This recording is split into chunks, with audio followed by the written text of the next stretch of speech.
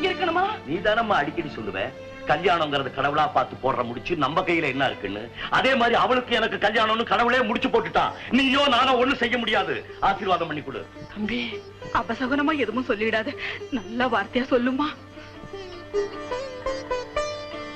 உன் ஆயுசு நீடிச்சிருந்து அவளுக்கும் இது நிலைச்சிருக்கணும்பா.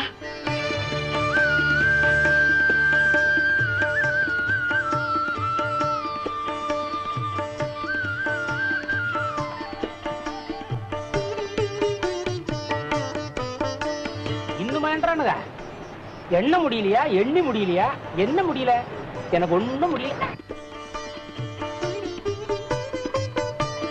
என்ன இந்த பைய தாலியும் கையுமா சுத்திட்டு இருக்கிறான்? ஆமையா, என்னது மாணிக்கா?